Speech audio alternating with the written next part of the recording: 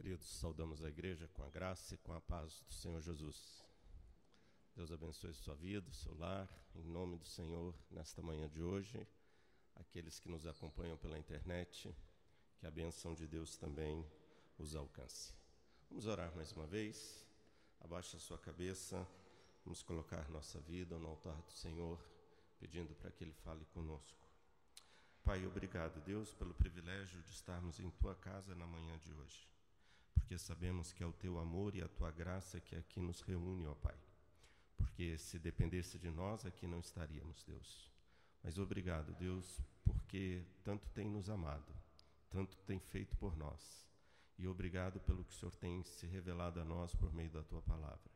Continue falando conosco, que a palavra que iremos ler, ela nos edifique, nos exorte, nos abençoe nesta manhã de domingo, seja alimento para a nossa alma, para o nosso espírito, que recebamos de Ti a bênção que precisamos. Em o nome de Jesus, ó Pai, assim oramos na Tua inteira e completa dependência. Amém. Queridos irmãos e irmãs, vamos abrir a Bíblia em Mateus, capítulo 6. Mateus, capítulo 6, é uma porção do Sermão do Monte. Vamos ler o verso 12, 14 e 15, inicialmente.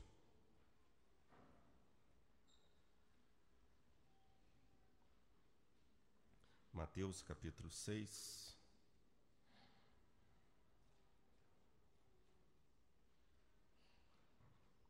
A partir do verso 12.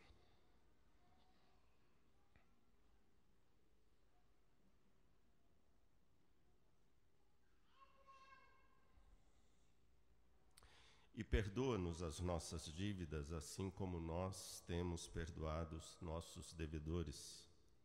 Porque se perdoardes os homens as suas ofensas, também vosso Pai Celeste vos perdoará. Se, porém, não perdoardes aos homens as suas ofensas, tampouco vosso Pai vos perdoará as vossas ofensas. Abra ainda a sua Bíblia em Colossenses, capítulo 3, versículo 13 e 14. Colossenses, capítulo 3, versos 13 e 14.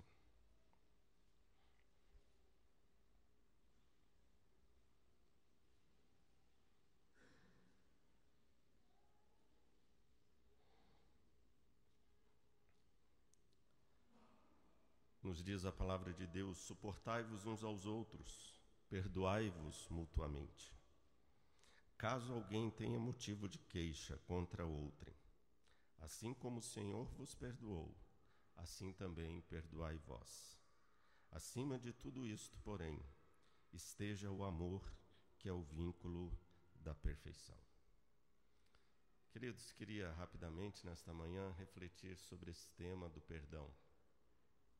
Se você vive numa comunidade, se você é casado, se você faz parte de um grupo de pessoas, se tem algo que você precisa exercitar e colocar em prática, é o perdão. Se você tem família, tem esposo, tem filhos, tem uma esposa, se tem algo que você precisa exercitar, é o perdão. E no cristianismo, perdoar é uma virtude e uma necessidade. Perdoar, assim como precisamos perdoar, precisamos também constantemente sermos perdoados. E perdoar é uma expressão do que é realmente ser humano. Só perdoa quem é gente de verdade. Para você perdoar, você precisa ser muito humano. Você precisa ser gente de fato e de verdade. Ao contrário do que alguns filósofos poderiam pensar, como por exemplo Nietzsche, o perdão cristão para ele seria uma grande fraqueza. Mas perdoar é para os fortes. Só os fortes perdoam. Pessoas imaturas são incapazes de perdoar.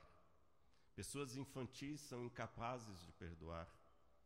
O famoso cineasta judeu, o Steven Spielberg, no seu famoso filme A Lista de Schindler, um filme muito marcante, ele deixa muito claro naquele filme que o perdão é só para os fortes. Só os fortes perdoam. Só quem já cresceu, quem já amadureceu, quem já atingiu um nível certo de maturidade, tem capacidade de perdoar. Você que tem filhos pequenos, os miúdos, você sabe muito bem que eles têm uma dificuldade muito grande de perdoar, inclusive o irmãozinho. Isso é imaturidade. Jesus disse: assim como eu vos perdoei, eu quero que vocês aprendam também a arte do perdão. Irmãos, e como nós precisamos exercitar o perdão. Por que perdoar? John Stott, falando sobre isso, ele nos diz que o perdão é tão indispensável à vida e à saúde da alma como o alimento para o corpo. Perdoe as nossas dívidas, nos ensinou Jesus a orar. O pecado, ele é comparado a uma dívida, porque a dívida, ela merece castigo, ela precisa ser paga. E Jesus nos disse que ele nos perdoou, ele cancelou a nossa dívida, ele pagou a nossa dívida, e ele disse: assim como eu vos perdoei, perdoai vós também.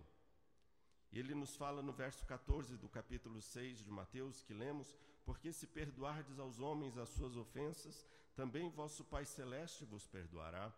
Se, porém, não perdoardes aos homens as suas ofensas, tampouco o vosso Pai vos perdoará as vossas ofensas. Deus nos perdoará se nós perdoarmos uns aos outros. Mas perdoar o outro não é simplesmente uma condição para sermos perdoados.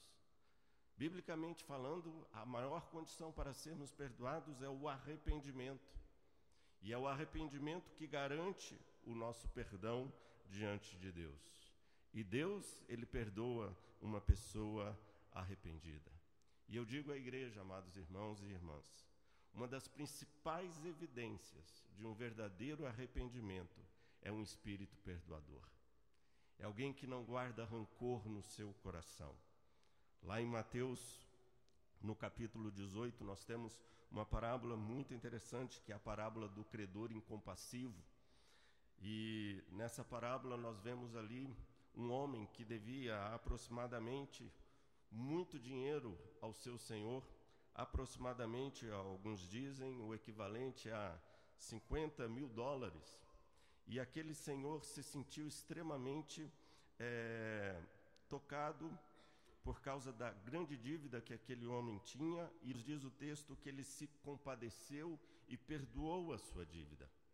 E lá em Mateus 18:33, depois ele nos diz que aquele homem que teve a sua grande dívida perdoada, o equivalente a mais ou menos $50.000, ele se encontrou com um outro homem que lhe devia aproximadamente $50. E ele virou para esse homem e falou: olha, enquanto você não me pagar, você vai ficar preso até você me pagar o último centavo que você me deve. E aquele senhor ficou injuriado e disse para ele: eu te perdoei tanto, uma dívida tão alta, e você não pôde perdoar uma dívida tão pequena de alguém que lhe devia tão pouco? E o verso 33 diz assim: não devias tu igualmente compadecer-te do teu conservo, como eu também me compadeci de ti? Essa parábola está dizendo o seguinte: essa parábola não está falando sobre alguém, ela está falando sobre mim. Eu sou este homem que tinha uma grande dívida para com o meu Senhor, uma dívida impagável, e o meu Senhor me perdoou essa dívida impagável. E ele diz: assim como eu te perdoei, perdoai os outros, porque a dívida que os outros têm para contigo nunca vai ser maior do que a tua dívida para comigo. Em Mateus 18:35, Jesus então disse assim: assim também meu Pai Celeste vos fará, se do íntimo não perdoardes cada um ao seu irmão. Nenhum outro tem uma dívida maior do que a dívida que cada um de nós tem para com o nosso Deus, e Ele nos perdoou. Ele disse: assim como eu vos perdoei, perdoai também vós uns aos outros. C.S. Lewis, falando sobre isso, C.S. Lewis diz que falar de perdão é fácil, até que nós tenhamos que colocar em prática e viver o perdão. E é uma grande verdade. Por isso, esse texto que nós lemos junto com o Sermão do Monte, esse texto de Colossenses, capítulo 3, Paulo nos diz: perdoai-vos uns aos outros. Caso alguém tenha algum motivo de queixa contra outro, assim como o Senhor vos perdoou, perdoai também vós. Uma das grandes lições que nós aprendemos é que devemos perdoar porque fomos perdoados. Estamos sempre errando, e muitas vezes contra o outro. Por isso precisamos estar sempre perdoando e devemos sempre perdoar. Perdoar para quê? Para que as nossas orações não sejam interrompidas. Perdoar, muitas vezes as nossas orações, irmãos, não são ouvidas por Deus por falta de perdão. Perdoar para quê?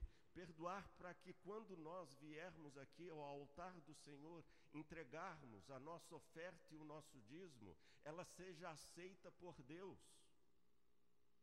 Jesus, ele disse: se ao trazerdes ao altar a tua oferta, e ali te lembrares de que teu irmão tem alguma coisa contra ti, deixa perante o altar a tua oferta, vai primeiro reconciliar-te com o teu irmão, e voltando faze a tua oferta. A nossa oferta, o nosso culto, a nossa adoração não é aceita por Deus quando nós estamos em falta com o nosso irmão. Quando sabemos que o nosso irmão tem alguma coisa contra nós, quando ainda dentro do nosso coração reside ali uma amargura, um rancor, um ódio contra o outro. Irmãos, nós precisamos ser reconhecidos como uma comunidade do amor.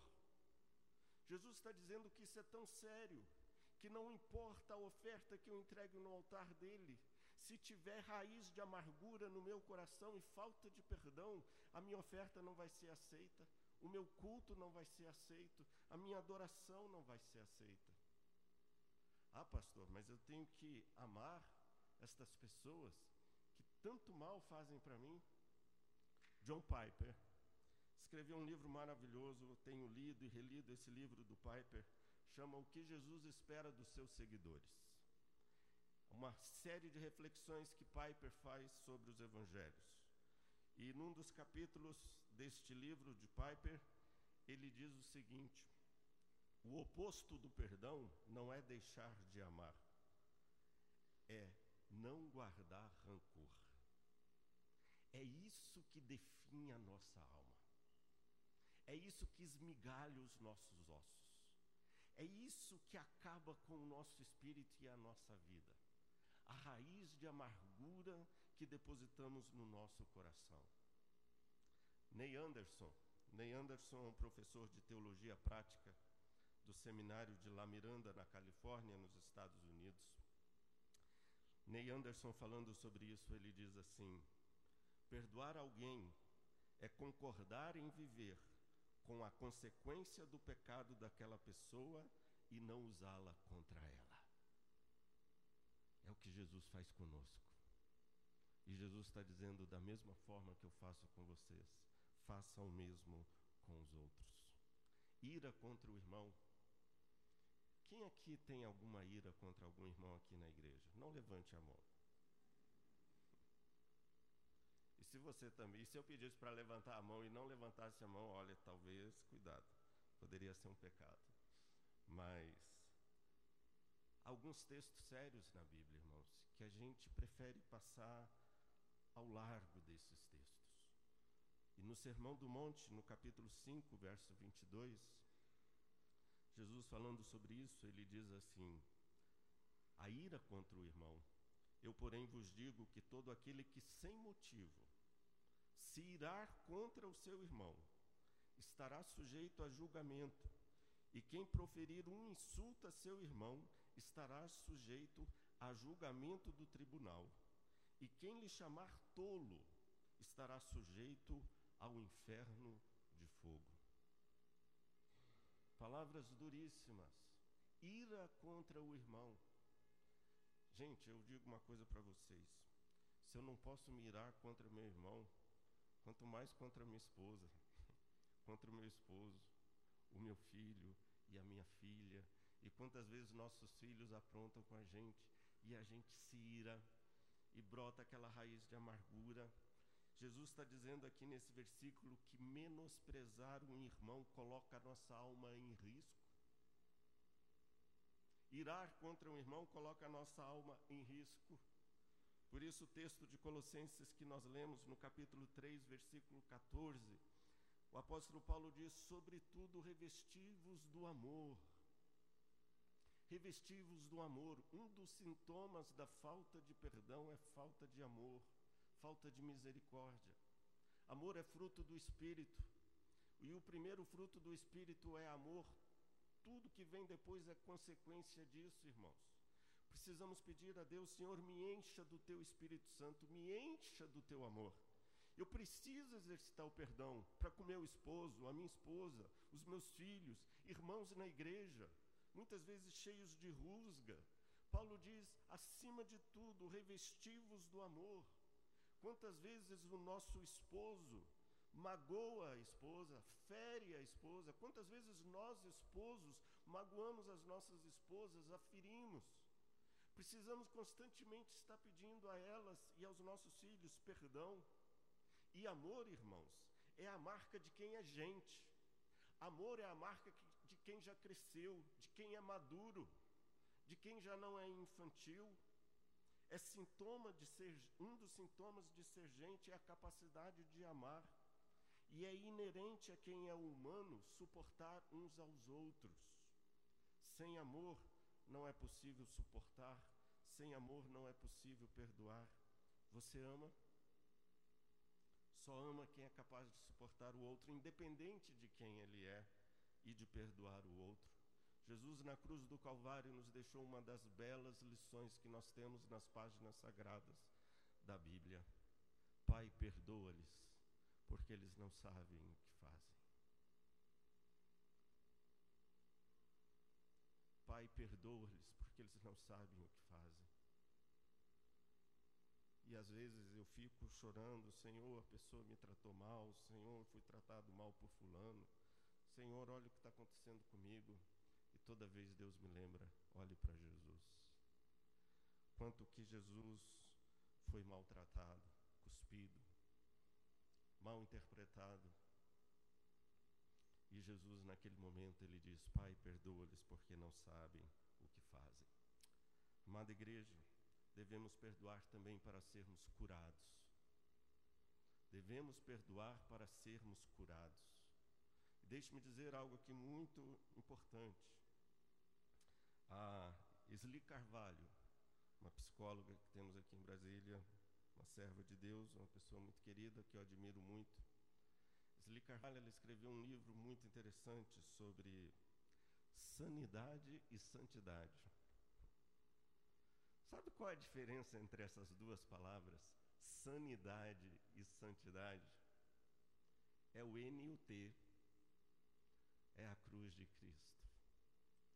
Por isso que a Bíblia coloca sempre uma alma tranquila, uma alma sossegada, vinculada ao perdão.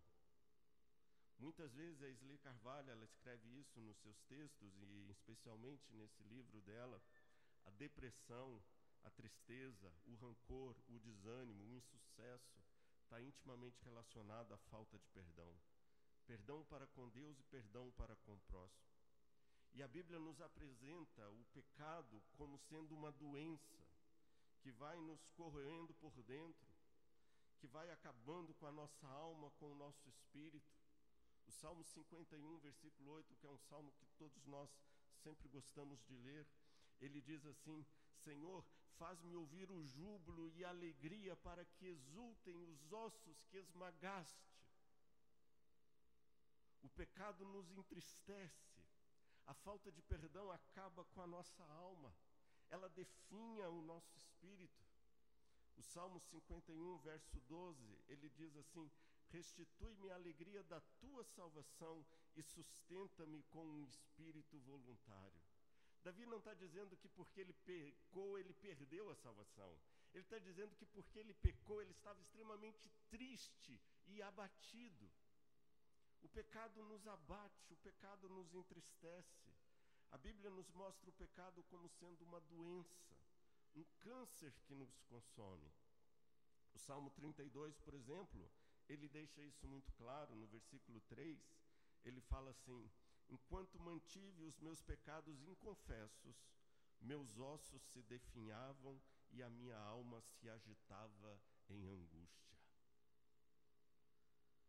Carl Gustav Jung, o dissidente da escola de Freud, famoso psiquiatra suíço, tem um viés cristão muito forte, a escola junguiana, ainda que não concordemos com tudo que ele fale, mas Jung dizia algo muito importante. 90% dos pacientes dele que se deitavam sobre o seu divã, o problema deles era do espírito e era da alma. E, irmãos, só Deus para resolver os problemas do espírito e da alma. Pessoas com a alma definhada, amarguradas, depressivas, muitas vezes têm a ver com pecados inconfessos. Pessoas que estão doentes por falta de confissão de pecados. Isaías 33, 24 diz assim: nenhum morador de Jerusalém dirá, estou doente, porque ao povo que habita nela perdoar-se-lhe-á a sua iniquidade. O perdão de pecados na Bíblia é comparado como uma cura. O perdão na Bíblia é terapêutico. O Salmo 103, verso 3 diz assim: é Ele quem perdoa as tuas iniquidades, quem sara todas as tuas enfermidades. Olha o paralelismo hebraico aqui. Quem perdoa todos os teus pecados, quem sara todas as tuas iniquidades. O perdão de pecados é comparado a uma cura. O perdão é um processo terapêutico. O perdão, ele conduz o pecador a uma felicidade plena. E estou terminando aqui, irmãos, por isso que o Salmo 32, que é um salmo muito bonito, que fala sobre o perdão dos pecados, o Salmo 32, ele começa com alegria e felicidade e termina com alegria e felicidade. Ou seja, o contorno do Salmo 32, o que dá eu estou com a palavra em inglês, o shape, o que faz a moldura, do Salmo 32 é a felicidade, é a alegria. O Salmo 32 começa dizendo assim: bem-aventurado, feliz aquele cuja iniquidade é perdoada e cujo pecado é coberto. Não há felicidade que se compare ao perdão de pecados, irmãos. E o Salmo 32 termina assim: alegrai-vos no Senhor e regozijai-vos, ó justos, exultai vós, todos que sois retos de coração. Deixe-me fazer uma coisa, abra sua Bíblia no Salmo 32. Abra sua Bíblia no Salmo 32. Vamos ler juntos a uma só voz. Já vou concluir essa nossa palavra. Salmo 32, 11. Queria ler junto com a igreja, que todos nós lêssemos juntos. Salmo 32, 11. Vamos ler a uma só voz? Alegrai-vos no Senhor e regozijai-vos, ó justos. Exultai, vós todos que sois retos de coração. O salmo começa com alegria e termina com alegria. Sabe o que esse salmo está dizendo, igreja? Que a retidão de coração traz alegria à alma. Nunca esqueça disso. A retidão de coração traz alegria à alma. É o que esse salmo está dizendo. A felicidade passa pelo caminho do perdão. Portanto, deixo aqui, irmãos, essa rápida reflexão para todos nós nesta manhã de domingo. E o que a gente leva para casa com tudo isso, além de tudo isso que nós acabamos de falar? Deixe-me só elencar aqui alguns pontos. Primeiro, quanto nós temos reconhecido que nós temos sido perdoados? Nosso amor por Jesus denuncia a nossa resposta. Quem nunca reconheceu o tamanho da sua dívida para com Deus é uma pessoa incapaz de perdoar o outro, não importa o que o outro faça. Segundo, nenhum de nós se enquadra na categoria de devedor menor. Isso significa desprezar os outros e se considerar superior. Entre os cristãos, somos todos devedores. Por isso, Paulo diz: a ninguém fiqueis devendo nada, exceto o amor. Essa dívida é impagável.